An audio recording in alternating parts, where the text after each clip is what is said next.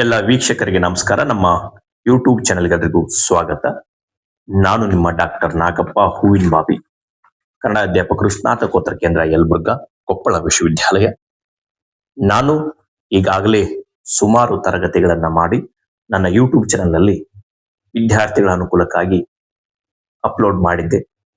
ಆದರೆ ಕಾರಣಾಂತರಗಳಿಂದ ಕೆಲವು ಕೆಲಸದ ಒತ್ತಡ, ಬೇರೆ ಬೇರೆ ಕಾರಣಗಳಿಗಾಗಿ ನಾನು ಸುಮಾರು ದಿನಗಳ ಕಾಲ ತರಗತಿಯನ್ನ ಮಾಡೋದು ನಿಲ್ಲಿಸಿದ್ದೆ.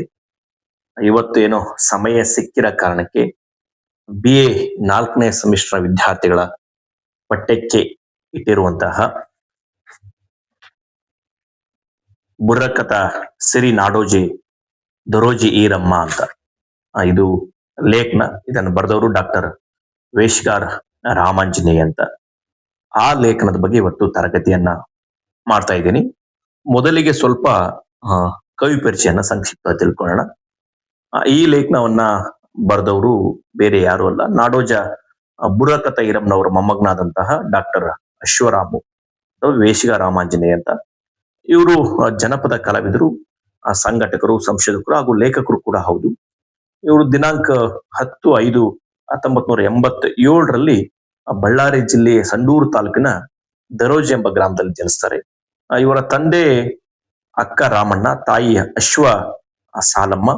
ಮತ್ತೆ ಇನ್ನು ಇವ್ರ ಶಿಕ್ಷಣ ನೋಡೋದಾದ್ರೆ, ಇವರು ಉನ್ನತ ಶಿಕ್ಷಣವನ್ನ 2010ರಲ್ಲಿ ಬೆಂಗಳೂರು ವಿಶ್ವವಿದ್ಯಾಲಯದಲ್ಲಿ BA ಪದವಿಯನ್ನ ಪಡಿತಾರೆ.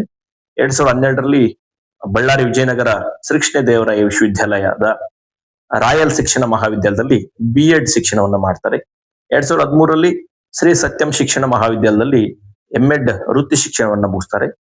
2013ರಲ್ಲಿ ಹಂಪಿ ಕನ್ನಡ ವಿಶ್ವವಿದ್ಯಾಲಯದ ದೂರ ಶಿಕ್ಷಣ ಕೇಂದ್ರದಲ್ಲಿ MA ಸಮಾಜಶಾಸ್ತ್ರ ಮತ್ತು 2019ರಲ್ಲಿ MA ಪತ್ರಿಕೋದ್ಯಮ ಸ್ನಾತಕೋತ್ತರ ಪದವಿಯನ್ನು ಇವರು ಪೂರೈಸಿದ್ದಾರೆ. 2020ರಲ್ಲಿ ಹಂಪಿ ಕನ್ನಡ ವಿಶ್ವವಿದ್ಯಾಲಯದ ಬುಡಕಟ್ಟು ಅಧ್ಯಯನ ವಿಭಾಗದಲ್ಲಿ ಪ್ರೊಫೆಸರ್ K. ಮೈತ್ರಿ ಅವರ ಮಾರ್ಗದರ್ಶನದಲ್ಲಿ ಬುಡಗ ಜಂಗಮ ಸಮುದಾಯದ ಸಾಮಾಜಿಕ ಅಧ್ಯಯನ ಎಂಬ ವಿಷಯದಲ್ಲಿ PhD ಪದವಿಯನ್ನು ಇವರು ಪಡೆದಿದ್ದಾರೆ. ಕರ್ನಾಟಕ ಅಲೆಮಾರಿ ಬುಡಗ ಜಂಗಮ ಸಮುದಾಯದಲ್ಲೇ ಮೊದಲ PhD ಮುಗಿಸಿದಂತಹ ವ್ಯಕ್ತಿ ಇವರಾಗಿದ್ದಾರೆ. ಇಷ್ಟು ನಮ್ಗೆ ಸಂಕ್ಷಿಪ್ತ ಪರಿಚಯ ಸಾಕಂತ ಅನಿಸುತ್ತೆ. ಇನ್ನು ನಮ್ಗೆ ಲೇಖನಕ್ಕೆ ಹೋಗೋಣ.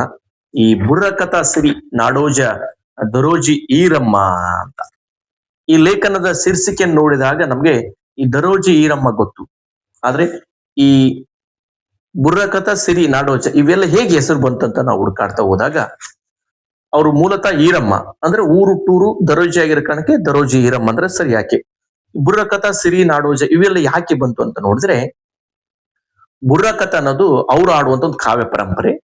ಬುರ್ರಕಥ ಸಿರಿ ಅನ್ನಕ್ಕೆ ನಾಡೋಜ ಅನ್ನೋದು ಅವರ ಸಾಧನೆಯನ್ನ ಮೆಚ್ಚಿ ಹಂಪಿ ಕನ್ನಡ ವಿಶ್ವವಿದ್ಯಾಲಯ ಅವರಿಗೆ ನಾಡೋಜ ಪ್ರಶಸ್ತಿಯನ್ನ ಕೊಟ್ಟಿದೆ. ಆ ಕಾರಣಕ್ಕೆ ಲೇಖನದ ಶೀರ್ಷಿಕೆಯನ್ನ ಬುರ್ರಕಥ ಸಿರಿ ನಾಡೋಜ ದರೋಜಿ ಈರಮ್ಮ ಅಂತ ಇಟ್ಟಿದ್ದಾರೆ. ಮಧ್ಯದಲ್ಲಿ ಸಿರಿ ಅಂತ ಸೇರಿದೆ. ಯಾಕೆಂತಂದ್ರೆ ಅವರ ಸಾಧನೆಯನ್ನ ಮೆಚ್ಚಿ ಜನಪದ ಸಿರಿ ಪ್ರಶಸ್ತಿಯನ್ನು ಕೂಡ ಅವರಿಗೆ ಕೊಟ್ಟಿದ್ದಾರೆ. ಆ ಕಾರಣಕ್ಕೆ ಇಡೀ ಲೇಖನದ ಶೀರ್ಷಿಕೆ ಬುರ್ರಕಥ ಸಿರಿ ನಾಡೋಜ ದರೋಜಿ ಈರಮ್ಮ ಅಂತ ಇಟ್ಟಿದ್ದಾರೆ. ಇನ್ನು ಇಡೀ ಈ ಲೇಖನ ಏನನ್ನ ಒಳಗೊಂಡಿದೆ ಅಂತ ಮೊದಲಿಗೆ ಒಂದು ಪಾಯಿಂಟ್ಸ್ ಅಲ್ಲಿ ನೋಡ್ಬಿಡೋಣ. ಇಡೀ ಲೇಖನ ಏನುಗಳು ಅಂತ ಪ್ರಾರಂಭದಲ್ಲಿ ಈ ಲೇಖನ ಪ್ರಾರಂಭದಲ್ಲಿ ಏನ್ ಹೇಳ್ತಂತಂದ್ರೆ, ಈ ಬುರ್ರಕಥ ಪರಂಪರೆ ಹೇಗೆ ಬೆಳೆದು ಬಂತು, ಮತ್ತೆ ಈ ಕಲೆಯ ಉದ್ದೇಶ ಏನು, ಈ ಪರಂಪರೆಯ ಅಥವಾ ಬುರ್ರಕಥೆಯ ಉದ್ದೇಶ ಏನು, ಮತ್ತೆ ಇದನ್ನ ಹಾಡುವಂತಹ ಕಲಾವಿದರು ಯಾರು, ನಂತರದಲ್ಲಿ ಈ ಕಲಾವಿದರ ವೇಷಭೂಷಣಗಳು ಏನಾಗಿದ್ವು ಅಂತ, ಆಮೇಲೆ ಬುರ್ರಕಥೆ ಅಂದ್ರೆ ಏನು, ಅದರ ಅರ್ಥ ಅಂತ ಹೇಳಿದ್ದಾರೆ. ನಂತರದಲ್ಲಿ ಬುರ್ರಕಥೆಯಲ್ಲಿ ಬರುವಂತಹ ಕಥನ ಕಾವ್ಯಗಳು ಯಾವುವು, ಅಂದ್ರೆ ಬುರ್ರಕಥೆಯಲ್ಲಿ ಯಾವೆಲ್ಲ ಕಾವ್ಯಗಳು ಬರ್ತವೆ ಅಂತ ಹೇಳಿದ್ರೆ, ನಂತರದಲ್ಲಿ ಈ ಬುರ್ರಕಥೆಯಲ್ಲಿ ಕರ್ನಾಟಕದಲ್ಲಿ ಮೊಟ್ಟ ಮೊದಲಿಗೆ ಹಾಡಿದವರು ಯಾರು, ಅದನ್ನ ದರೋಜಿ ಈರಮ್ಮನೇ ಆಡ್ತಾರೆ. ಮತ್ತೆ ಇಲ್ಲಿ ದರೋಜಿ ಈರಮ್ಮನ ಜೀವನ ಸಾಧನೆಯನ್ನು ಕೂಡ ಹೇಳಿದ್ದಾರೆ. ಮತ್ತೆ ದರೋಜಿ ಈರಮ್ಮ ಈ ಬುರ್ರಕಥ ಕಲೆಯನ್ನು ಹೇಗೆ ಬೆಳೆಸಲು ಅನ್ನೋದನ್ನ ಹೇಳ್ತಾಳೆ. ಜೊತೆಗೆ ಬುರ್ರಕಥೆಯನ್ನ ಹಾಡುವಂತ ದರೋಜಿ ಈರಮ್ಮನನ್ನ ಜನ ಹೇಗೆ ಗೌರವಿಸ್ತಿದ್ರು, ಅದಾದ ನಂತರ ದರೋಜಿ ಈರಮ್ಮನ ಕೃತಿಗಳನ್ನ ಯಾರೆಲ್ಲ ಸಂಪಾದನೆ ಮಾಡಿದ್ದಾರೆ, ಇವ್ರ ಕೃತಿ ಅಂದ್ರೆ ಇವರು ಆಡಿರುವಂತ ಕಾವ್ಯ ಪರಂಪರೆಯನ್ನ ಸಂಪಾದನೆ ಮಾಡಿದಂತ ಸಂಪಾದಕರು ಯಾರು ಅಂತ ಇಲ್ಲಿ ಹೇಳಿದ್ದಾರೆ. ಜೊತೆಗೆ ದರೋಜಿ ಈರಮ್ಮನ ಈ ಬುರ್ರಕಥ ಪರಂಪರೆಯ ಕುರಿತಂತಹ ಪಠ್ಯವನ್ನ ಕರ್ನಾಟಕದಲ್ಲಿ ಯಾವೆಲ್ಲ ವಿಶ್ವವಿದ್ಯಾಲಯಗಳಿಗೆ ಇಟ್ಟಿದ್ದಾರೆ ಅಂತ ಹೇಳಿದ್ದಾರೆ. ಜೊತೆಗೆ ಇವರು ದರೋಜಿ ಈರಮ್ಮ ಮಾಡಿದಂತ ಸಾಧನೆಯನ್ನ ಮೆಚ್ಚಿ ಯಾವೆಲ್ಲ ಪ್ರಶಸ್ತಿಗಳು ಅವರಿಗೆ ಬಂದಿವೆ ಅಥವಾ ಸಂದಿವೆ ಅನ್ನೋದನ್ನ ಹೇಳಿದ್ದಾರೆ. ನಂತರದಲ್ಲಿ ಈ ದರೋಜಿ ಈರಮ್ಮನ ಬುರ್ರಕಥ ಪರಂಪರೆಯನ್ನು ಮುಂದಿನ ತಲೆಮಾರಿಗೆ ತಲುಪಿಸಬೇಕಾದ್ರೆ ಒಂದು ಟ್ರಸ್ಟ್ ಅನ್ನ ಸ್ಥಾಪನೆ ಮಾಡಬೇಕು. ಆ ಟ್ರಸ್ಟ್ ನ ಸ್ಥಾಪನೆ ಮಾಡಿದ್ರ ಕುರಿತು ಕೂಡ ಇಲ್ಲಿ ಚರ್ಚೆ ಮಾಡಿದ್ರೆ, ಅದಾದ ನಂತರ ಕೊನೆಗೆ ದರೋಜಿ ಈರಮ್ಮನ ಸಾವಿನ ಕುರಿತು ಒಟ್ಟಾರೆಯಾಗಿ ಇಷ್ಟು ಒಂದು 15 ಮುಖ್ಯವಾದಂತ ಪಾಯಿಂಟ್ಸ್ ಗಳನ್ನ ಇಟ್ಕೊಂಡು ವಿಷಯವನ್ನ ಚರ್ಚೆ ಮಾಡ್ತಾ ಹೋಗ್ತಾರೆ. ಇನ್ನು ಮೊದಲಿಗೆ ನಾವು ನೋಡೋದಾದ್ರೆ ಈ ಈ ಕಲೆ ಅನ್ನೋದಿದೆಯಲ್ಲ, ಈ ಬುರ್ರಕಥ ಕಲೆಯ ಪರಂಪರೆಯ ಅವ್ರು ಹೇಳಿದ್ದಾರೆ ಹೇಗೆ ಬೆಳೆದು ಬಂತು ಅಂತ ಅದರ ಹಿನ್ನೆಲೆಯನ್ನ ಹೇಳ್ತಾರೆ. ಈ ಬುರ್ರಕಥ ಕಲಾಪಾಕಾರ ಹೇಗ್ ಬಂತು ಅಂತ ನಾವು ನೋಡೋದಾದ್ರೆ, ಮೊದಲಿಗೆ ಈ ಆಂಧ್ರ ಪ್ರದೇಶದಲ್ಲಿ ಅತ್ಯಂತ ಪ್ರಸಿದ್ಧ ಪಡೆದಂತಹ ಕಲಾ ಪ್ರಕಾರ ಈ ಬುರ್ರಕಥ ಕಲಾ ಪ್ರಕಾರ ಅಂತ ಹೇಳ್ಬೇಕು. ಈಗ ನಮ್ಮಲ್ಲಿ ಯಕ್ಷಗಾನ ಬಯಲಾಟಗಳು ಹೇಗಿದಾವಲ್ಲ, ಅದೇ ರೀತಿ ಬುರ್ರಕಥ ಅಲ್ಲಿ ಆ ಭಾಗದಲ್ಲಿ ಜನರಿಗೆ ತುಂಬಾ ಪ್ರಖ್ಯಾತಿ ಇಲ್ಲ, ಎಲ್ಲಿ ಆಂಧ್ರ ಪ್ರದೇಶದಲ್ಲಿ. ಮತ್ತಿನ್ನು ಕರ್ನಾಟಕ ರಾಜ್ಯದ ಕಲ್ಯಾಣ ಭಾಗದಾದಂತಹ ಬಳ್ಳಾರಿ ಇರ್ಬೋದು, ಯಾದಗಿರಿ, ರಾಯಚೂರು, ಕಲಬುರಗಿ, ಕೊಪ್ಪಳ, ಬೀದರ್ ಮತ್ತು ಗಡಿ ಭಾಗಗಳಾದಂತಹ ಚಿತ್ರದುರ್ಗ, ಕೋಲಾರ, ತುಮಕೂರು ಜಿಲ್ಲೆಗಳಲ್ಲಿ ಕೂಡ ಈ ಬುರ್ರಕಥ ಆಡುವಂತಹ ಸಮುದಾಯ ಹೆಚ್ಚಾಗಿ ನಮ್ಗೆ ಕಂಡು ಬರ್ತಂತಾನೆ ಹೇಳ್ಬೋದು. ಮತ್ತೆ ಇದನ್ನ ಆಡುವಂತ ವಾರಸರು ಯಾರು ಆಡ್ತಾರೆ ಅಂತ ನೋಡಿದ್ರೆ, ಅಲೆಮಾರಿ ಬುಡಕಟ್ಟಿನ ಬುಡುಗ ಜಂಗಮ ಸಮುದಾಯದವರು ಈ ಹಾಡನ್ನ ಅಥವಾ ಬುರ್ರಕಥೆಯನ್ನ ಹಾಡ್ತಾರೆ ಅಂತ ಹೇಳ್ಬೋದು. ಮತ್ತೆ ಇವ್ರನ್ನ ಜಂಗಾಲರು, ಬೇಡರು, ಬುರ್ರಕಥೆನ ಆಡುವವರನ್ನ ಕರೀತಾರೆ. ಇನ್ನು ವೇಷಗಾರರು ಅಂತಾನೂ ಕರೀತಾರೆ. ಅಂದ್ರೆ ಬೇರೆ ಬೇರೆ ಹೆಸರುಗಳ ಮುಖಾಂತರ ಕೂಡ ಇವ್ರನ್ನ ಕರೀತಾರೆ. ಮತ್ತೆ ಈ ಬುರ್ರಕಥೆಯನ್ನ ಯಾವೆಲ್ಲ ಭಾಷೆಯಲ್ಲಿ ಆಡ್ತಾ ಇದ್ದಾರೆ ಅಂತ ನೋಡೋದಾದ್ರೆ, ಇನ್ನು ತೆಲುಗು ಭಾಷೆಯಲ್ಲಿ ಆಡ್ತಾರೆ, ಕನ್ನಡ, ಬುಡುಗ, ಹಿಂದಿ, ಆಯಾ ಪ್ರದೇಶಿಕ ಭಾಷೆಗಳಲ್ಲಿ ಈ ಬುರ್ರಕಥೆಯನ್ನ ಹಾಡ್ತಿದ್ರಂತಾನೆ ಹೇಳ್ಬೋದು. ಇನ್ನು ಈ ಬುರ್ರಕಥೆಯ ಮುಖಾಂತರ ಏನನ್ನ ಹೇಳ್ತಿದ್ರು ಅಂತಂದ್ರೆ, ಈ ಜನಸಾಮಾನ್ಯರಿಗೆ ನೀತಿ ಸಂದೇಶಗಳನ್ನ ನೀಡುವ ಮತ್ತು ಹಾಸ್ಯವನ್ನು ಹೊಂದಿಸುವಂತ ಕಲಾ ಪ್ರಕಾರ ಇದಾಗಿದೆ. ಹಿಂದೆ ಜನಸಾಮಾನ್ಯರನ್ನ ಎಚ್ಚರಿಸಬೇಕು ಅನ್ನೋ ಉದ್ದೇಶಕ್ಕೋಸ್ಕರ ಅಥವಾ ಸ್ವತಂತ್ರ ಹೋರಾಟಕ್ಕೋಸ್ಕರ ಈ ಬುರ್ರಕಥೆಯನ್ನ ಕೆಲವು ಸಂದರ್ಭದಲ್ಲಿ ಇದನ್ನ ಬಳಸ್ಕೊಂಡಿದ್ದಾರೆ. ಇನ್ನು ಎರಡನೇ ಪಾಯಿಂಟ್ಸ್ ನೋಡಿ, ಈ ಬುರ್ರಕಥೆಯ ಉದ್ದೇಶ ಏನು, ಯಾಕೆ ಈ ಬುರ್ರಕಥೆಯನ್ನ ಆಡ್ತಾರೆ ಅಂತ. ಬುರ್ರಕಥೆಯ ಉದ್ದೇಶ ಏನಂತಂದ್ರೆ, ಅನಕ್ಷರಸ್ಥರಿಗೆ ನಾಡಿನ ಜನತೆಯ ಪರಿಚಯ ಮಾಡೋದು ಮತ್ತು ರಾಜರ ಇತಿಹಾಸ, ಸಂಸ್ಕೃತಿಗಳನ್ನ ಪರಿಚಯಿಸೋದು, ರಾಜಕೀಯ ಚಿಂತನೆಗಳನ್ನ ಬಿತ್ತರಿಸೋದು ಈ ಬುರ್ರಕಥೆಯ ಕಲೆಯ ಉದ್ದೇಶ ಅಂತಾನೆ ಹೇಳ್ಬೋದು. ಅಂದ್ರೆ ಈ ಬುರ್ರಕಥೆ ಪರಂಪರೆ ಎಲ್ಲಿಂದ ಬಂತು ಅಂತ ಇನ್ನೂ ನೋಡೋದಾದ್ರೆ, 1940ರಲ್ಲಿ ಈ ಆಂಧ್ರದ ಪ್ರಜನಾಟ್ಯ ಮಂಡಳಿಯ ಸಹಾಯದೊಂದಿಗೆ ಅಲ್ಲಿನ ಕಮ್ಯುನಿಸ್ಟರು ಏನ್ ಮಾಡ್ತಿದಂದ್ರೆ, ರಾಧಾಕೃಷ್ಣ ಮೂರ್ತಿ ಅವರ ಸಾರಥ್ಯದಲ್ಲಿ ನಿಜಾಂ ಪ್ರದೇಶದಲ್ಲಿ ನಿಜಾಮರ ವಿರುದ್ಧ ಬಂಡಾಯ ಏಳಲು ಜನರು ಪ್ರೇರೇಪಿಸುವ ಸಲುವಾಗಿ ಈ ಬುರ್ರಕಥೆಯನ್ನ ಬಳಸಿರಂತ ಹೇಳ್ಬೋದು.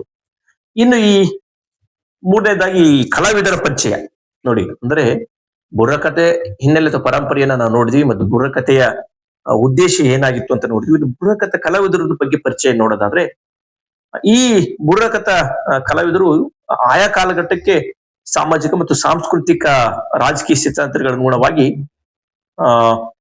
ಶೈವೇತರ ಕಥಾವಸ್ತುಗಳನ್ನ ಅಥವಾ ರಾಜಕೀಯ ವಸ್ತುಗಳನ್ನು, ಜಾತ್ಯತೀತ ಕಥಾವಸ್ತುಗಳನ್ನ ಬುರ್ರಕಥೆಗಳಲ್ಲಿ ಅಳವಡಿಸಿಕೊಳ್ಳುವಂತ ಕೆಲಸ ಇವರು ಮಾಡಿದ್ದಾರೆ. ಸಾಮಾನ್ಯವಾಗಿ ಈ ಬುರ್ರಕಥ ಪ್ರದರ್ಶಿಸಲು 3 ಜನ ಕಲಾವಿದರಿರ್ತಾರೆ. ಈ ಮಧ್ಯದಲ್ಲಿರುವಂತಹ ವ್ಯಕ್ತಿ ಪ್ರಧಾನ ವ್ಯಕ್ತಿ ಆಗಿರ್ತಾರೆ. ಈ ಪ್ರಧಾನ ವ್ಯಕ್ತಿ ತಂಬೂರಿಯನ್ನ ಭುಜದ ಮೇಲಿತ್ಕೊಂಡು ತಂತಿಯನ್ನ ಮೀಟುತ್ತಾ ಎಡಗೈಯಲ್ಲಿ ಗಗ್ರಿಯನ್ನ ನುಡಿಸುತ್ತಾ ಕಾಲಿಗೆ ಗಜ್ಜೆಯನ್ನು ಕಟ್ಟಿಕೊಂಡು ಕುಣಿತಾ ಇರ್ತಾನೆ ಅವನು. ಜೊತೆಗೆ ಅವನು ವೀರ ಮತ್ತು ರೌದ್ರ ರಸವನ್ನ ಪ್ರಧಾನವಾಗಿ ಇಟ್ಕೊಂಡೇ ಅವನು ಕುಣಿತಾ ಇರ್ತಾನೆ. ಇಲ್ಲಿ ನವರಸಗಳು ಕೂಡ ಇಡೀ ಬುರ್ರಕಥೆಯಲ್ಲಿ ಮೇಳೈಸ್ತವಂತೆ ಹೇಳ್ಬೋದು. ಇನ್ನು ಈ ಪ್ರಧಾನ ಕಲಾವಿದನ ಜೊತೆಗೆ ಇನ್ನೂ 2 ಕಲಾವಿದರ ಜೊತೆಗಿರ್ತಾರೆ. ಉಳಿದ 2 ಕಲಾವಿದರು ಅವರು ಆ ಪ್ರಧಾನ ಕಲಾವಿದ ಗಗ್ಗರೆಯನ್ನು ಹಿಡಿದು ಹಾಡುವಾಗ ಜೊತೆಗಿರೋ ಕಲಾವಿದರು ತಂದಾನ ತಾನ ತಾನಾನ ತಂದಾನ ಅಂತ ಶ್ರುತಿ ಕೊಡ್ತಾ ಇರ್ತಾರೆ, ಹಿಂದ್ಗಡೆ ಹೇಳ್ತಾ ಇರ್ತಾರೆ. ಇದು ಕಲಾವಿದರ ಪರಿಚಯ. ಆದ್ರೆ ಇನ್ನು ಕಲಾವಿದರು ಯಾವೆಲ್ಲ ವೇಷಭೂಷಣಗಳನ್ನ ಉಟ್ಕೊಂಡಿದ್ರು ಅಂತ ನೋಡೋದು ನೆಕ್ಸ್ಟ್ ಪಾಯಿಂಟ್ ನೋಡಿ. ಅಂದ್ರೆ ಕಲಾವಿದರು ಯಾವೆಲ್ಲ ವೇಷಭೂಷಣಗಳನ್ನ ಅವ್ರು ಹಾಕೊಂಡ್ರೆ, ಬುರ್ರಕಥನ ಹಾಡುವವರು ಇಂತಹ ವೇಷಭೂಷಣಗಳನ್ನೇ ಹಾಕೊಳ್ತಿದ್ರು ಅನ್ನಕ್ಕೆ ಇಲ್ಲಿದೆ. ಯಾವೆಲ್ಲ ಅಂದ್ರೆ, ಬುರ್ರಕಥೆನ ಆಡುವಂತಹ ಕಲಾವಿದರ ವೇಷಭೂಷಣ ನಾವು ನೋಡೋದಾದ್ರೆ, ವಿಶೇಷವಾಗಿ ಈ ಮುಖ್ಯ ಕಥೆಗಾರ ಇರ್ತಾನಲ್ಲ, ಮುಖ್ಯ ಕಥೆಗಾರ ಮುಖಕ್ಕೆ ಬಣ್ಣ, ತಲೆಯ ಮೇಲೆ ಬಣ್ಣದ ರುಮಾಲುಗಳನ್ನ ಹಾಕೊಂಡಿರ್ತಾನೆ, ನಡುವಿಗೆ ಟವಲುಗಳನ್ನ ಧರಿಸಿರ್ತಾನೆ, ಕಾಲಿಗೆ ಗೆಜ್ಜೆ, ಕೊರಳಿಗೆ ಮುತ್ತಿನ ಸರಗಳು ಹಾಕೊಂಡಿರ್ತಾರೆ. ಈ ಎಲ್ಲಾ ಜನಪದರ ಕಲಾವಿದರಂತೆ ಇವರು ಕೂಡ ಕಲಾ ಪ್ರದರ್ಶನದ ಮುಂಚೆ ಸುತ್ತಮುತ್ತಲಿನ ಎಲ್ಲಾ ಗ್ರಾಮ ದೈವಗಳಿಗೆ ನಮಸ್ಕರಿಸಿ ಕಲೆಯನ್ನು ಹಾಡನ್ನ ಪ್ರಾರಂಭ ಮಾಡ್ತಾರೆ. ನಮ್ಗೆ ಈ ಕಲಾವಿದರು ಪರಿಚಯ ಗೊತ್ತಾಯ್ತು, ಕಲಾವಿದರ ವೇಷಭೂಷಣ ಗೊತ್ತಾಯ್ತು. ಇನ್ನು ಬುರ್ರಕಥೆ ಅಂದ್ರೆ ಏನು ಅನ್ನೋದು ನಮ್ಗೆ ಕುತೂಹಲ ಹುಟ್ಟುತ್ತೆ. ಬುರ್ರಕಥೆ ಅಂದ್ರೆ ಏನು ಅಂತಂದ್ರೆ ತಲೆಬುರುಡಿಯನ್ನ ಅಂದ್ರೆ ಜ್ಞಾನವನ್ನ ತಲೆಬುರುಡಿಯನ್ನ ಬಳಸಿ ತಂಬೂರಿಯನ್ನ ಮೀಟುತ್ತಾ ಬುಡುಗ ಮಾಧ್ಯಮವನ್ನು ಬಾರಿಸುತ್ತಾ ರಾಜ ಮಹಾರಾಜರ ಕಥಾ ವೃತ್ತಾಂಶಗಳನ್ನು ಹೇಳುವ ಕಥೆಯನ್ನ ನಾವು ಬುರ್ರ ಕಥಾ ಅಂತ ಕರಿತೀವಿ. ತೆಲುಗಿನಲ್ಲಿ ಬುರ್ರ ಅಂತಂದ್ರೆ ಬುರುಡಿ ಅಂತ ಅರ್ಥ. ಬುರುಡಿ ಅಂದ್ರೆ ನಮ್ಗೆ ನಮ್ಮ ಮೆದುಳಿನಲ್ಲಿರುವಂತಹ ಜ್ಞಾನವನ್ನ ಬಳಸಿ ಅಂತ. ಇಲ್ಲಿ ಬಹಳ ಮುಖ್ಯವಾಗಿ ಅವರು ಹಾಡುವಾಗ ಬುಡುಗ ವಾದ್ಯವನ್ನ ಅವರು ಜೊತೆಗಿಡ್ಕೊಂಡು ಹಾಡ್ತಾರೆ. ಇದಕ್ಕೆ ನಮ್ಗೆ ಬುರ್ರ ಕಥೆ ಅಂತ ಕರಿತೀವಿ. ನಮ್ಗೆ ನೆಕ್ಸ್ಟ್ ನಾವು ಮುಂದೆ ಹೋದ್ರೆ ಬುರ್ರ ಕಥೆಯಲ್ಲಿ ಯಾವೆಲ್ಲ ಮಹಾಕಾವ್ಯಗಳು ಬರ್ತವೆ ಅನ್ನೋ ಪ್ರಶ್ನೆ. ಅಂದ್ರೆ ಬುರ್ರ ಕಥೆಯಲ್ಲಿ ಬರುವಂತಹ ಕಥನ ಕಾವ್ಯಗಳು ಯಾವುವು ಅಂತಂತಂದ್ರೆ ನಾವು ನೋಡೋದಾದ್ರೆ ಮಹಾರಾಜು ಕಥೆ ಇರ್ಬೋದು, ಮೇಘ ಮಹಾರಾಜು ಕಥೆ ಇರ್ಬೋದು, ಅಲ್ಲಿ ರಾಣಿ ಕಥೆ ಇರ್ಬೋದು, ಆಡಬಿಡ್ಡ ಶಂಕರಮ್ಮ ಕಥೆ, ಆರು ರಾಮಚಂದ್ರರ ರೆಡ್ಡಿ ಕಥೆ, ಆರೆ ಮಾರಾಟಲ ಕಥೆ, ಈಡಿಗೋಳ ತಮ್ಮನ ಕಥೆ, ಯಲ್ಲಮ್ಮನ ಕಥೆ, ಚಕ್ರವರ್ತಿ ಕಥೆ, ಕುಮಾರರಾಮನ ಕಥೆ, ಗಾಂಧಾರಿ ಕಥೆ, ಶಾಸಿ ಚೆನ್ನಮ್ಮನ ಕಥೆ, ನಲಚಕ್ರವರ್ತಿ ಕಥೆ, ಇನ್ನು ಇತ್ಯಾದಿ ಕಥನ ಕಾವ್ಯಗಳು ನಮ್ಗೆ ಬುರ್ರ ಕಥೆಯಲ್ಲಿ ಬರ್ತವಂತೆ ನಾವು ಹೇಳ್ಬೋದು. ಜೊತೆಗಿನ್ನು ಮುಂದುವರೆದು ಈ ಯಾವೆಲ್ಲ ಕಥನ ಕಾವ್ಯಗಳ ನಂತರದಲ್ಲಿ ನಮ್ಗೆ ಕರ್ನಾಟಕದಲ್ಲಿ ಈ ಬುರ್ರಕಥಾ ಪರಂಪರೆಯನ್ನು ಯಾರು ಮುಂದುವರ್ಸ್ಕೊಂಡು ಹೋದ್ರು ಅನ್ನೋದು ನಮ್ಗೆ ಪ್ರಶ್ನೆ. ನಮ್ಗೆ ಈ ಬುರ್ರಕಥಾ ಪರಂಪರೆಯನ್ನ ಕರ್ನಾಟಕದಲ್ಲಿ ಮುಂದುವರ್ಸಿಕೊಂಡು ಹೋದವರು ಮತ್ತೆ ಪ್ರಚಾರ ಮಾಡಿದವರು ಯಾರು ಅಂತಂದ್ರೆ ದರೋಜಿ ಈರಮ್ಮ ಅಂತ. ಯಾಕಂದ್ರೆ ಇವರು ಈ ಕಲಾ ಪ್ರಕಾರವನ್ನ, ಈ ಬುರ್ರಕಥಾ ಕಲಾ ಪ್ರಕಾರವನ್ನ ಕರ್ನಾಟಕದ ಅತಿ ಹೆಚ್ಚು ಪ್ರಚಾರಗೊಳಿಸಿದಂತಹ ಮಹಿಳೆ ದರೋಜಿ ಈರಮ್ಮ. ಇವರು ಈ ಮೌಖಿಕ ಪರಂಪರೆಯ ಮಹತ್ವದ ಕೊಂಡಿಯಾಗಿ ಬುರ್ರಕಥಾ ಪರಂಪರೆಯನ್ನ ದಂತಕಥೆ ಇತಿಹಾಸವಾಗಿ ನಮ್ಗೆ ಕರ್ನಾಟಕದಲ್ಲಿ ತುಂಬಾ ಹೆಚ್ಚು ಪ್ರಚಾರ ಪಡಿಸಿದಂತ ಮಹಿಳೆ ದರೋಜಿ ಈರಮ್ಮ. ಈಗ ನಮ್ಗೆ ಈ ಪರಂಪರೆಯನ್ನು ಯಾರು ಮುಂದುವರ್ಸ್ಕೊಂಡು ಹೋದ್ರಂತ ಗೊತ್ತಾಯ್ತು. ಆದ್ರೆ ಆ ಕಥೆ ಪರಂಪರೆಯನ್ನು ಮುಂದುವರ್ಸ್ಕೊಂಡು ಹೋದಂತ ದರೋಜಿ ಈರಮ್ಮನ ಬಗ್ಗೆ ನಮ್ಗೆ ಇಲ್ಲಿ ಪರಿಚಯ ತಿಳ್ಕೊಳ್ಳೇಬೇಕು. ಅಂದ್ರೆ ಈ ದರೋಜಿ ಈರಮ್ಮನವರು ಈ ಕಲ್ಯಾಣ ಕರ್ನಾಟಕದ ಪ್ರದೇಶವಾದಂತಹ ಬಳ್ಳಾರಿ ಜಿಲ್ಲೆಯ ಸಂಡೂರು ತಾಲೂಕಿನ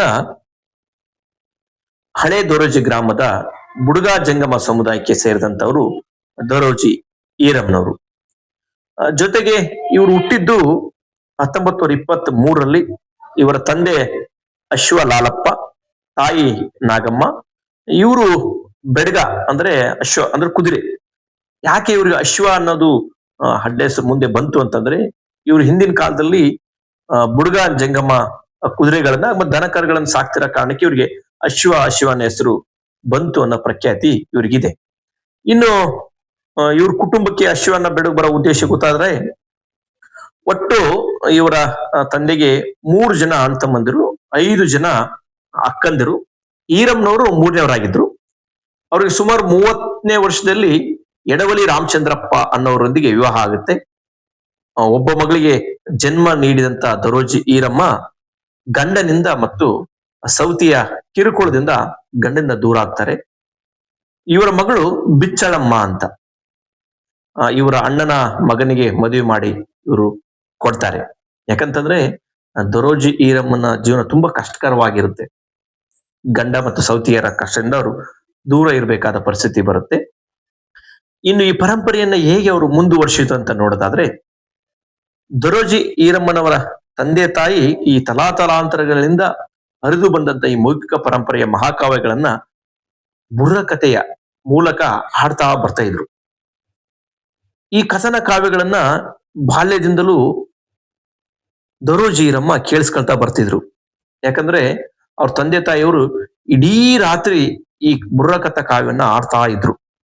ಅದನ್ನ ಇವರು ಇಡೀ ರಾತ್ರಿ ಕೇಳಿಸ್ಕೊಂಡು ಅಡವಿಯಲ್ಲಿ ದನಕರಗಳನ್ನ ಮೇಸಕ್ ಹೋದಾಗ ಅಲ್ಲಿ ಆ ಕಾವ್ಯಗಳನ್ನ ಕಲ್ತ್ಕೊಳ್ಳುವಂತ ಪ್ರಯತ್ನ ಮಾಡ್ತಿದ್ರು. ಅಡವಿನೇ ಅವರಿಗೆ ಪಾಠಶಾಲೆ ಆಗಿತ್ತು. ಯಾಕಂದ್ರೆ ಇವರೊಬ್ಬ ಅನಕ್ಷರಸ್ಥರಾಗಿದ್ರು ದರೋಜಿ ಈರಮ್ಮ. ಮತ್ತೆ ಇವ್ರ ತಂದೆ ತಾಯಿಗಳು ಬುರ್ರಕಥೆಯನ್ನ ಮೂಲತಃ ತೆಲುಗಿನಾಗ ಆಡ್ತಿದ್ರು. ನೋಡಿ, ಇವ್ರ ತಂದೆ ತಾಯಿಗಳು ಬುರ್ರಕಥೆಯನ್ನ ಮೂಲತಃ ತೆಲುಗಿನೆಲ್ಲ ಹೇಳ್ತಿದ್ರು. ಆದರೆ ಈ ದರೋಜಿ ಈರಮ್ಮ ಏನ್ ಮಾಡ್ತಾಳೆ ಅಂತಂದ್ರೆ, ಕರ್ನಾಟಕದ ಜನರಿಗೆ ಬುರ್ರಕಥೆಯನ್ನ ತಿಳಿಸಿಕೊಡಬೇಕನ್ನೋ ಉದ್ದೇಶಕ್ಕಾಗಿ ತೆಲುಗಿನಲ್ಲಿರುವಂತ ಬುರ್ರಕಥೆಯನ್ನ ಕನ್ನಡಕ್ಕೆ ಅನುವಾದಿಸುವಂತ ಕಾವ್ಯವನ್ನ ಅವ್ರು ಮಾಡ್ತಾರೆ. ನೋಡಿ ಎಂತ ಒಳ್ಳೆ ಕೆಲಸ ನಮ್ಮ ದರೋಜಿ ಈರಮ್ಮ ಮಾಡಿದ್ದಾರೆ. ಯಾಕಂತಂದ್ರೆ ಅವ್ರು ಕೇವಲ ಹ್ಮ್ ಒಂದೇ ಭಾಷೆಯಲ್ಲಿ ಈ ಬುರ್ರಕಥೆಯನ್ನ ಹೇಳಲ್ಲ. ಸುಮಾರು 4 ಭಾಷೆಯಲ್ಲಿ ಬುರ್ರಕಥೆಯನ್ನು ಹೇಳ್ತಿರ್ತಾರೆ ಅವರು. ಸರಿನಾ? ಕನ್ನಡ ಇರ್ಬೋದು, ತೆಲುಗು ಇರ್ಬೋದು, ಹಿಂದಿ ಇರ್ಬೋದು, ಬುಡ್ಗ ಇರ್ಬೋದು, ನೋಡಿ ಇಷ್ಟು ಭಾಷೆಗಳಲ್ಲಿ ಅವರು ಬುರ್ರಕಥೆನ ಆಡುವಂತ ಕೆಲಸ ಮಾಡ್ತಾರೆ. ಅಂದ್ರೆ ಇವರು ಸುಮಾರು ಇವರ ತಂದೆ ತಾಯಿಯಿಂದ ಕಲಿತಂತ ಪರಂಪರೆಯನ್ನ ಇವರು ರೂಢಿಸಿಕೊಂಡು ಸುಮಾರು 13 ಮಹಾಕಾವ್ಯಗಳನ್ನ, 106 ಕತೆ ಉಪಕಥೆಗಳನ್ನ ಹಾಡ್ತಾ ಇದ್ರು ಇವರು. ಈ ಮಹಾಕಾವ್ಯಗಳನ್ನ ಆಡುವಾಗ ಒಂದೊಂದು ಮಹಾಕಾವ್ಯನ್ನ ಆಡಕ್ಕೆ ಅವರು 3 ರಿಂದ 4 ದಿನಗಳವರೆಗೆ ನಿರಂತರವಾಗಿ ಹಾಡುವಂತ ಸಾಮರ್ಥ್ಯ ಅವರಲ್ಲಿತ್ತು. ಅದರಲ್ಲಿ ಮುಖ್ಯವಾಗಿ ಅವರು ಕುಮಾರರಾಮನ ಕಾವ್ಯ ಇರ್ಬೋದು, ಬಾಲನಾಗಮ್ಮನ ಕಾವ್ಯ ಇರ್ಬೋದು, ಬೊಬ್ಬಲಿ ನಾಗಿರೆಡ್ಡಿ ಕಾವ್ಯ ಇರ್ಬೋದು, ದೇಸಂಗಿ ರಾಜನ ಕಾವ್ಯ ಇರ್ಬೋದು, ಕೃಷ್ಣಗೊಲ್ಲನ ಕಾವ್ಯ ಮುಂತಾದ ಕಾವ್ಯಗಳನ್ನ ಅವ್ರು ಆಡ್ತಿದ್ರು. ನೋಡಿ, ಒಬ್ಬ ಅನಕ್ಷರಸ್ಥ ದರೋಜಿ ಈರಮ್ಮ 13 ಮಹಾಕಾವ್ಯಗಳನ್ನ ಯಾವುದೇ ಪುಸ್ತಕವಿಲ್ಲದೆ ಹಾಗೆ ಹಾಡುವಂತ ಸಾಮರ್ಥ್ಯವನ್ನು ರೂಢಿಸ್ಕೊಂಡ್ರು. ಅದು ಮತ್ತೆ ಒಂದೊಂದು ಕಾವ್ಯವನ್ನ ಆಡ್ಬೇಕಾದ್ರೆ 3 ರಿಂದ 4 ದಿನಗಳ ಕಾಲ ನಿರಂತರವಾಗಿ ಆಡುವಂತ ಶಕ್ತಿ ಅವರಲ್ಲಿ ಇತ್ತು. ಅಂದ್ರೆ ಈ ದರೋಜಿ ಈರಮ್ಮ ಆಡುವಂತ ಈ ಬುರ್ರಕಥೆಯನ್ನ ಜನ ಕೇಳಬೇಕು, ತುಂಬಾ ಕುತೂಹಲ. ಮತ್ತೆ ಹಳ್ಳಿಗಳಲ್ಲಿ ಆ ಸಂದರ್ಭದಲ್ಲಿ ಜನರಿಗೆ ಆ ಬುರ್ರಕಥೆ ಬಗ್ಗೆ ಏನೋ ಒಂದು ದೊಡ್ಡ ಗೌರವ. ಆ ಬುರ್ರಕಥೆಯನ್ನ ಕರೆದು ಯಾವ ಊರಲ್ಲಿ ಆಡಿಸ್ತಾರಲ್ಲ ಆ ಊರಲ್ಲಿ ಮಳೆ ಬೆಳೆ ಚೆನ್ನಾಗಿ ಆಗುತ್ತೆ, ಜನಕ್ಕೆಲ್ಲ ಒಳ್ಳೇದಾಗುತ್ತೆ ಅನ್ನೋದು ಜನರಲ್ಲಿ ಒಂದು ನಂಬಿಕೆ. ಆ ಕಾರಣಕ್ಕೆ ಜನ ಆ ಬುರ್ರಕಥ ಈರಮ್ಮನನ್ನ ಪ್ರೀತಿ ಮತ್ತು ಗೌರವದಿಂದ ವಿಳ್ಯದೆಲೆಯನ್ನ ಕೊಟ್ಟು ಅವ್ರ ಊರಿಗೆ ಕರೆಸುವಂತ ಕೆಲಸವನ್ನ ಅವ್ರು ಮಾಡ್ತಿದ್ರು. ಬರೀ ಕೇವಲ ಕರೆಸುವುದಷ್ಟೇ ಅಲ್ಲ, ಆ ಬುರ್ರಕಥ ಈರಮ್ಮನಿಗೆ ಬೇಕಾದಂತ ಉಪಚಾರವನ್ನ ಮಾಡಿ ಅವ್ರಿಗೆ ಬೇಕಾದಂತ ಆಹಾರವನ್ನ ಕೊಟ್ಟು ಉಳ್ಕೊಳ್ಳೋಕೆ ವ್ಯವಸ್ಥೆಯನ್ನ ಮಾಡುವಂತ ಕೆಲಸನ ಅಲ್ಲಿ ಹಳ್ಳಿಯ ಜನ ಮಾಡ್ತಿದ್ರು. ಮತ್ತೆ ಜನರಿಗೆ ಆ ಬುರ್ರಕಥೆಯನ್ನ ಕೇಳೋಷ್ಟು ಎಷ್ಟು ಕುತೂಹಲ ಅಂತಂದ್ರೆ, ಆ ಬುರ್ರಕಥೆ ಕಾವ್ಯ ಹಾಡುವ ಪರಂಪರೆ ಪ್ರಾರಂಭ ಆಗಕ್ಕಿಂತ ಪೂರ್ವದಲ್ಲಿ ಜನ ಎಲ್ಲ ಗುಡಾರ, ಚಾಪಿ, ಜಮಖಾನಗಳನ್ನ ತಂದು ತಮ್ಮ ಜಾಗವನ್ನೇ ಕಾಯ್ದಿರಿಸುವಂತ ಕೆಲಸನಲ್ಲಿ ಮಾಡುವಂತಿದ್ರು. ಜೊತೆಗೆ ಮುಖ್ಯವಾಗಿ ಇಲ್ಲಿ ಈ ದರೋಜಿ ಈರಮ್ಮ ಏನ್ ಮಾಡ್ತಿದ್ರು ಅಂತಂದ್ರೆ, ಈ ಜನಪದ ಅಥವಾ ಈ ಬುರ್ರಕಥ ಹಾಡನ್ನ ಹಾಡುವಾಗ ಆ ಸ್ಥಳಕ್ಕೆ ಹೋದಾಗ ಆ ಸ್ಥಳ ಅಥವಾ ಆ ಪ್ರದೇಶದಲ್ಲಿರುವಂತ ಜನ ಸಮುದಾಯಕ್ಕೆ ಅನುಗುಣವಾಗಿ ಬುರ್ರಕಥೆಯನ್ನ ಹಾಡ್ತಿದ್ರು. ಉದಾಹರಣೆಗೆ ಆ ಪ್ರದೇಶದಲ್ಲಿ ಬೇಡ ಸಮುದಾಯದವರು ಹೆಚ್ಚಿದ್ರೆ ಕುಮಾರರಾಮನ ಕಥೆ ಹೇಳ್ತಿದ್ರು, ಗೊಲ್ಲರು ಹೆಚ್ಚಿದ್ರೆ ಕೃಷ್ಣಗೊಲ್ಲರ ಕಥೆಯನ್ನು ಹೇಳ್ತಿದ್ರು. ಅಲ್ಲಿ ಹೆಚ್ಚು ಹೆಣ್ಮಕ್ಳು ಅಥವಾ ಗಂಡನ ಮನೆಯಿಂದ ಬಂದು ಅಥವಾ ತವರ ಮನೆಗೆ ಬಂದಂತ ಹೆಣ್ಮಕ್ಳಿದ್ರೆ ಬಾಲನಾಗಮ್ಮನ ಹಾಡನ್ನ ಹಾಡುವಂತ ಕೆಲಸವನ್ನ ಇಲ್ಲಿ ದರೋಜಿ ಈರಮ್ಮ ಅವರು ಮಾಡ್ತಾ ಇದ್ರು. ಅಂದ್ರೆ ಇದು ದರೋಜಿ ಈರಮ್ಮ ಹೇಗೆ ಈ ಬುರ್ರಕಥ ಕಾವ್ಯ ಪರಂಪರೆಯನ್ನ ಮುಂದುವರಿಸಿದ್ರು ಅನ್ನೋದಾದ್ರೆ, ಇನ್ನು ಈ ದರೋಜಿ ಈರಮ್ಮ ಆಡಿರುವಂತ ಈ ಬುರ್ರಕಥ ಕಾವ್ಯಗಳನ್ನ ಸುಮಾರು ಜನ ಸಂಗ್ರಹ ಮಾಡಿದ್ದಾರೆ. ಇಲ್ಲಿ ಯಾರೆಲ್ಲ ಸಂಗ್ರಹ ಮಾಡಿದ್ದಾರೆ ಅಂತ ಈ ಪಾಯಿಂಟ್ಸ್ ನೋಡೋದಾದ್ರೆ, ಈ ಸುಮಾರು ಜನ ವಿದ್ವಾಂಸರು ಈ ದರೋಜಿ ಈರಮ್ಮ ಆಡಿರುವಂತ 13 ಮಹಾಕಾವ್ಯಗಳನ್ನ ಸಂಗ್ರಹ ಮಾಡಿದ್ದಾರೆ. ಅದರಲ್ಲಿ ಪ್ರೊಫೆಸರ್ ಕೆ ಮೈತ್ರಿ ಅವರು ಕುಮಾರರಾಮನ ಕಾವ್ಯನ ಸಂಗ್ರಹ ಮಾಡಿದರೆ, ಜೊತೆಗೆ ಕೃಷ್ಣಗಲ್ಲನ ಕಾವ್ಯ ಮತ್ತು ಯಲ್ಲಮ್ಮನ ಕಾವ್ಯನ ಸಂಪಾದನೆ ಮಾಡುವಂತ ಕೆಲಸ ಮಾಡಿದ್ದಾರೆ. ಪ್ರೊಫೆಸರ್ ಸಚಿ ರಮೇಶ್ ಅವರು ಶಾಸ್ತ್ರಿ ಚಿನ್ನಮ್ಮನ ಕಾವ್ಯ ಹಾಗೂ ಮಾರ್ವಾಡಿ ಸೇಠ ಕಾವ್ಯ ಸಂಪಾದಿಸಿದ್ದಾರೆ. ಪ್ರೊಫೆಸರ್ ಚಲುವರಾಜ್ ಅವರು ಬಾಲನಾಗಮನ ಮಹಾಕಾವ್ಯ ಮತ್ತು ಬಲಿಚಕ್ರವರ್ತಿ ಕಾವ್ಯನ ಸಂಪಾದಿಸಿದ್ದಾರೆ. ವೇಷಗ ರಾಮಂಜಿನವರು ಬೊಬ್ಬಲಿ ನಾಗಿರೆಡ್ಡಿ ಮತ್ತು ಗಂಗಿ ಗೌರಿ ಕಾವ್ಯನ ಸಂಪಾದಿಸಿದ್ದಾರೆ. ಹೀಗೆ ಸಂಪಾದಿಸಿ ಕಾವ್ಯನ ಪ್ರಕಟಿಸುವಂತ ಕೆಲಸವನ್ನು ಇವರು ಮಾಡಿದ್ದಾರೆ. ಜೊತೆಗೆ ಡಾಕ್ಟರ್ ಮುದೇನೂರು ನಿಂಗಪ್ಪನವರು ಬುರ್ರಕಥ ಈರಮ್ಮ ಎಂಬ ಪುಸ್ತಕವನ್ನು ಕೂಡ ಪ್ರಕಟಣೆ ಮಾಡುವಂತ ಕೆಲಸವನ್ನ ಮಾಡಿದ್ದಾರೆ. ಇನ್ನು ಡಾಕ್ಟರ್ ಸಾರಿಕಾದೇವಿ ಎಲ್ ಕಾಳಿಗೆ ಅವರು ಪ್ರೊಫೆಸರ್ ಕೆ ಮೈತ್ರಿ ಅವರ ಮಾರ್ಗದರ್ಶನದಲ್ಲಿ ಬುರ್ರಕಥ ಈರಮ್ಮ ಒಂದು ಅಧ್ಯಯನ ಎಂಬ PhD ಮಹಾಪ್ರಬಂಧವನ್ನು ಕೂಡ ಇವರು ಮಂಡಿಸಿದ್ದಾರೆ. ಇನ್ನು ಮುಂದೆ ನೋಡೋದಾದ್ರೆ, ಇವರು ಬುರ್ರಕಥ ಈರಮ್ಮನ ಕುರಿತು ಯಾವೆಲ್ಲ ವಿಶ್ವವಿದ್ಯಾಲಯಗಳಿಗೆ ಇಟ್ಟಿದ್ದಾರೆ ಅಂತ ಒಂದು ಪಾಯಿಂಟ್ಸ್ ನೋಡೋದಾದ್ರೆ, ಬೆಳಗಾವಿ ರಾಣಿ ಚೆನ್ನಮ್ಮ ವಿಶ್ವವಿದ್ಯಾಲಯ ಹಾಗೂ ಗುಲ್ಬರ್ಗಾ ವಿಶ್ವವಿದ್ಯಾಲಯದ ಪದವಿ ವಿದ್ಯಾರ್ಥಿಗಳಿಗೆ ಪಠ್ಯಕ್ಕಿಟ್ಟಿದ್ದಾರೆ. ಈಗ ನೀವು ಪಾಠ ನೋಡಿದ್ರೆ ಬಳ್ಳಾರಿ ವಿಶ್ವವಿದ್ಯಾಲಯದ ಪದವಿ ವಿದ್ಯಾರ್ಥಿಗಳು ಕೂಡ ಪಠ್ಯಕ್ಕೆ ಇರಿಸುವಂತ ಕೆಲಸವನ್ನ ಮಾಡಿದ್ದಾರೆ. ಮೌಖಿಕ ಪರಂಪರೆಯನ್ನ ಕರ್ನಾಟಕದಲ್ಲಿ ಮುಂದುವರಿಸಿ 13 ಮಹಾಕಾವ್ಯಗಳನ್ನ 4 ಭಾಷೆಯಲ್ಲಿ ಕನ್ನಡ, ತೆಲುಗು, ಹಿಂದಿ, ಬುಡುಗ ಭಾಷೆಯಲ್ಲಿ ಹಾಡುವ ಮುಖಾಂತರ ಜಗತ್ತಿನಾದ್ಯಂತ ಪ್ರಖ್ಯಾತಿ ಮಾಡಿದಂತಹ ಬುರ್ರಕಥಾ ಈರಮ್ಮನಿಗೆ ಹಲವಾರು ಸರ್ಕಾರಿ ಸಂಘ ಸಂಸ್ಥೆಗಳು ಪ್ರಶಸ್ತಿಯನ್ನು ಕೊಡುವ ಮುಖಾಂತರ ಗೌರವಿಸುವಂತ ಕೆಲಸ ಮಾಡಿದವೆ. ಇಲ್ಲಿ ಅವರಿಗೆ ಸಂದಂತಹ ಪ್ರಶಸ್ತಿಗಳನ್ನು ನಾವು ಆ ನೋಡೋದಾದ್ರೆ ಸುಮಾರು ಪ್ರಶಸ್ತಿಗಳನ್ನ ಕೊಟ್ಟು ಅವರಿಗೆ ಗೌರವಿಸುವಂತ ಕೆಲಸನ ಇಲ್ಲಿ ಮಾಡಿದ್ದಾರೆ. ಹಂಪಿ ಕನ್ನಡ ವಿಶ್ವವಿದ್ಯಾಲಯ ಇವರಿಗೆ ನಾಡೋಜ ಪ್ರಶಸ್ತಿಯನ್ನ ಕೊಟ್ಟಿದೆ. ಕನ್ನಡ ಮತ್ತು ಸಂಸ್ಕೃತಿ ಇಲಾಖೆ ಬೆಂಗಳೂರು ಇವರು ಕರ್ನಾಟಕ ರಾಜ್ಯೋತ್ಸವ ಪ್ರಶಸ್ತಿಯನ್ನು ಕೊಟ್ಟಿದ್ದಾರೆ. ಡಾಕ್ಟರ್ BR ಅಂಬೇಡ್ಕರ್ ಪ್ರಶಸ್ತಿ, ಜನಪದ ಶ್ರೀ ಪ್ರಶಸ್ತಿ, ಹೀಗೆ ಹಲವಾರು ಪ್ರಶಸ್ತಿಗಳನ್ನ ಕೊಟ್ಟು ಸನ್ಮಾನಿಸುವಂತ ಕೆಲಸವನ್ನ ಸಂಘ ಸಂಸ್ಥೆಗಳು ಮಾಡಿದವೆ. ನೆಕ್ಸ್ಟ್ ಪಾಯಿಂಟ್ ನೋಡೋದಾದ್ರೆ ಇನ್ನು ಟ್ರಸ್ಟ್ ಬಗ್ಗೆ, ಅಂದ್ರೆ ಮುಂದಿನ ಪೀಳಿಗೆಯವರಿಗೆ ಈ ಕಾವ್ಯ ಪರಂಪರೆ ಮತ್ತು ದರೋಜಿ ಈರಮ್ಮ ಗೊತ್ತಿರಬೇಕು ಅಥವಾ ಗೊತ್ತಾಗಬೇಕನ್ನ ಕಾರಣಕ್ಕೆ ದರೋಜಿ ಈರಮ್ಮನವರ ಹೆಸರಿನಲ್ಲಿ ಒಂದು ಟ್ರಸ್ಟ್ ಅನ್ನ ಸ್ಥಾಪಿಸುವಂತ ಕೆಲಸವನ್ನ ಮಾಡಿದ್ದಾರೆ. ಈಗ 2013-14ನೇ ಸಾಲಿನಲ್ಲಿ ನಾಡೋಜ ಬುರ್ರಕಥಾ ಈರಮ್ಮ ಫೌಂಡೇಶನ್ ಎಂಬ ಟ್ರಸ್ಟ್ ಅನ್ನ ಅವರು ಕುಟುಂಬದವರು ಸ್ಥಾಪನೆ ಮಾಡಿದ್ದಾರೆ. ಈ ಟ್ರಸ್ಟ್ ಅನ್ನ ಶಿಗ್ಗಾವಿಯಲ್ಲಿ ನಡೆದಂತ ಕರ್ನಾಟಕ ಜಾನಪದ ವಿಶ್ವವಿದ್ಯಾಲಯ, ಗೋಟಗೋಡಿ ಕನ್ನಡ ವಿಶ್ವವಿದ್ಯಾಲಯ ಹಂಪಿ ಮತ್ತು ಕನ್ನಡ ಸಂಸ್ಕೃತಿ ಇಲಾಖೆ ಬೆಂಗಳೂರು, ಬುರ್ರಕಥಾ ಕಲಾವಿದರ ಸಂಘ ಇವರು ಎಲ್ಲ ಹಮ್ಮಿಕೊಂಡು ಕಾರ್ಯಕ್ರಮವನ್ನ ಹೀಚಿ ಬೋರ್ಲಿಂಗನವರು ಉದ್ಘಾಟನೆ ಮಾಡಿ ಟ್ರಸ್ಟ್ ಅನ್ನ ಪ್ರಾರಂಭ ಮಾಡಿದರೆ, ಈ ಟ್ರಸ್ಟ್ ನ ಮುಖ್ಯ ಉದ್ದೇಶ ಏನಾಗಿತ್ತು ಅಂತಂದ್ರೆ ವಿಚಾರ ಸಂಕಿರಣಗಳನ್ನ, ತರಬೇತಿ ಶಿಬಿರ, ಸಾಕ್ಷ್ಯಚಿತ್ರ ಪ್ರದರ್ಶನ, ಛಾಯಾಚಿತ್ರ ಪ್ರದರ್ಶನ, ವಿವಿಧ ಕಲಾವಿದರಿಗೆ ಬುರ್ರಕಥಾ, ಹಗಲು ವೇಷ, ಜನಪದ ಸಂಗೀತ ಕಾರ್ಯಕ್ರಮಗಳನ್ನ ಕೊಡೋದಾಗ್ಲಿ, ಮತ್ತೆ ಹೆಚ್ಚು ಬುರ್ರಕಥಾ ಈರಮ್ಮನ ಕುರಿತು ಹಾಡಾಡಿದಂತ ಕಲಾವಿದರನ್ನ ಕರೆದು ಸನ್ಮಾನಿಸುವಂತ ಕೆಲಸ ಮಾಡೋದಾಗ್ಲಿ, ಮತ್ತು ಕೆಳ ಸಮುದಾಯದ ವಿದ್ಯಾರ್ಥಿಗಳನ್ನ ಗುರುತಿಸಿ ಅವರಿಗೆ ಆರ್ಥಿಕ ಸಹಾಯವನ್ನು ಕೊಡೋದಾಗ್ಲಿ, ಹೀಗೆ ಹಲವಾರು ಕೆಲಸವನ್ನ ಈ ಟ್ರಸ್ಟ್ಗಳ ಮುಖಾಂತರ ಮಾಡುವಂತ ಕೆಲಸವನ್ನ ಮಾಡಿದ್ದಾರೆ. ಇವರು ಕೊನೆಗೆ ನಿಧಾನವನ್ನು ಕೂಡ ಹೊಂದ್ತಾರೆ. ನಿಧಾನವನ್ನ ಯಾವಾಗ ಹೊಂದಿದ್ರು ಅಂತ ನೋಡೋದಾದ್ರೆ ದಿನಾಂಕ 12/8/2014 ಒಂದು ಮಂಗಳವಾರದಂದು ಇವರು ನಿಧಾನವನ್ನ ಹೊಂದ್ತಾರೆ. ಇಷ್ಟು ನಮ್ಗೆ ಇಡೀ ಲೇಖನದ ಸಂಕ್ಷಿಪ್ತವಾದಂತ ಮಾಹಿತಿ ವಿದ್ಯಾರ್ಥಿಗಳ ಓದಿಗೆ ಅನುಕೂಲಕ್ಕಾಗಿ ಸಂಕ್ಷಿಪ್ತವಾಗಿ ನಿಮ್ಗೆ ಹೇಳಿದ್ದೀನಿ.